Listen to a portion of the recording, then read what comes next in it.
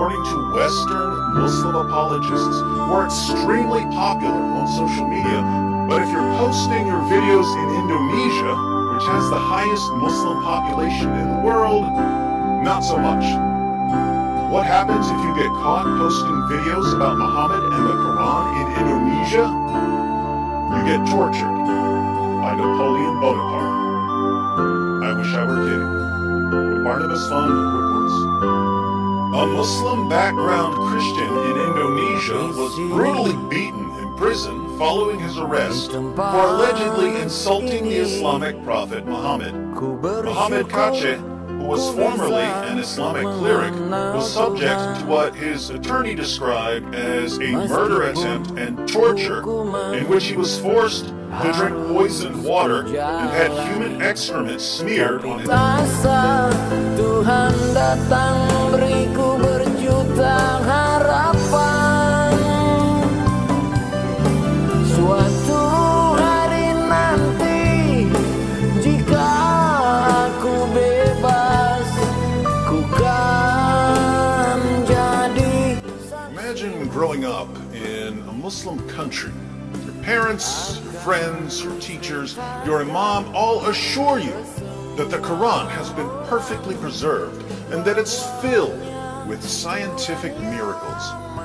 They assure you that Muhammad was the greatest man who ever lived, and that he performed miracles, and that he was prophesied in the Bible. You believe all of this, you have no reason not to. And you're so confident in your religion that you become a devout Muslim cleric. Life is good. Well, as good as life can be in a Sharia-compliant hellhole, but there's one problem. There's one problem, one massive obstruction on the tracks ahead of you that threatens to completely derail the halal train. That problem is, you've got internet access. The internet is awfully tempting, and eventually you start looking at some things that your imam doesn't want you looking at, namely embarrassing facts about Muhammad and the Quran. Soon you realize that everything you were taught was a lie spread by generations of deceptive imams. So you leave Islam, even though Islam has been the foundation of your life for decades. What do you do now? Well, you could keep your apostasy a secret. Many ex-Muslims do just that in Muslim-majority countries. There are millions of secret ex-Muslims in Muslim-majority countries. But some ex-Muslims are so outraged when they find out that they've been deceived all their lives that they decide to expose the lies in order to protect others from the deception. So you start making videos about Muhammad and the Quran and posting them on YouTube. Pretty safe to do if you're in the United States, for now. But if you're posting your videos in Indonesia, which has the highest Muslim population in the world, not so much. What happens if you get caught posting videos about Muhammad and the Quran in Indonesia? You get tortured by Napoleon Bonaparte. I wish I were kidding. The Barnabas Fund reports. A Muslim background Christian in Indonesia was brutally beaten in prison following his arrest for allegedly insulting the Islamic prophet Muhammad. Muhammad Kace, who was formerly an Islamic cleric, was subject to what his attorney described as a murder attempt and torture, in which he was forced to drink poisoned water and had human excrement smeared on his face and body. Kace was arrested in August 2021 for his YouTube videos, which criticize Islam and its teachings. YouTube videos criticizing Islam and its teachings. I like this guy already.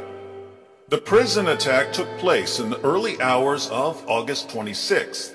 Among the attackers was former head of the Indonesian Police International Division, Napoleon Bonaparte, see, I told you, currently serving a 4-year sentence for corruption. Bonaparte subsequently confessed to the attack, explaining, "Anyone can insult me, but not my Allah, the Quran, the Holy Prophet, and the Creed of Islam. Hence, I pledge to take any action in a measured manner against those who dare to do so. Notice, his God insults other religions, and his book insults other religions, and his fake prophet insulted other religions. But if anyone insults his God, or his book, or his fake prophet, he's ready to get violent. Hypocrisy is the heart of Islamic morality.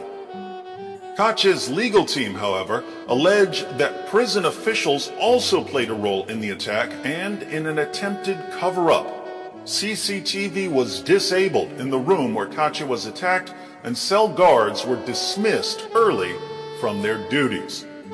Sounds like this prison has the same guards that were supposed to be watching Jeffrey Epstein. Prison officials prevented Kace's legal representatives from visiting him on the afternoon of August 26th by claiming he was required to self-isolate for 14 days due to COVID-19 protocols. After 2 weeks, Kace's attorneys and his son were allowed to see him. There was a bruise on his left arm, said his son. There was a bruise on his back. He told me, probably my rib is broken. And this was weeks after the beating. Kace's attorney, Kamarudin Simanjutak, explained that Kace was interrogated without any legal representation after the attack, as well as being initially refused any treatment. Notice what's going on here. Indonesia is made up of more than 17,000 islands. And even though Muslims are the majority, there are plenty of Christians, Hindus, and Buddhists, so there's a fair amount of diversity from island to island, and this generally leads to a less strict implementation of Islamic law. So, instead of executing ex-Muslims who criticize Muhammad, Indonesia puts them in prison. Isn't that more tolerant? Isn't that more modern? Isn't that more enlightened? But look at what happens. The government puts these ex-Muslims in prison with Muslim inmates and Muslim guards. What could go wrong? Simanjuntak also said that prison authorities had tried to cover up the incident for several weeks while they claimed Kace was in COVID isolation. They all said nothing happened to our client, not even touched. After we exposed that this was not the case, he added, investigators and high-ranking officials seem to be competing to release statements that torture happened in their own detention center.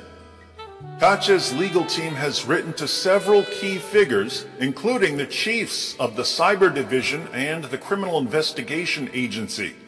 They have also written to National Police Chief Listio Sigit Prabowo, himself a Christian, asking why Bonaparte and others appear to be acting as an unaccountable religious police. We've seen this over and over.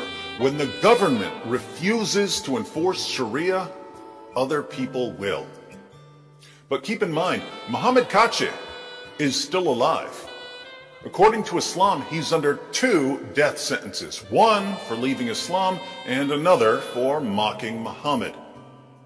So, even though we're outraged that Kace was arrested, incarcerated, and tortured for leaving Islam and mocking Muhammad, many Muslims are outraged that Kace was only arrested, incarcerated, and tortured for leaving Islam and mocking Muhammad. According to Western Muslim apologists, who are extremely popular, anything short of public execution for Kace just isn't Islamic enough.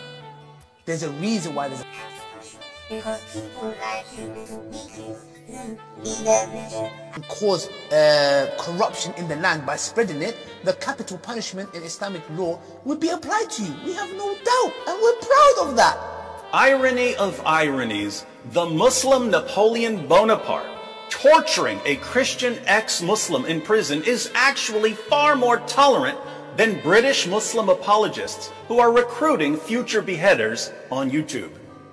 But don't forget that the only possible reason anyone could ever have for being at all concerned about Muslim apologists calling for the public executions of our ex-Muslim friends is racism.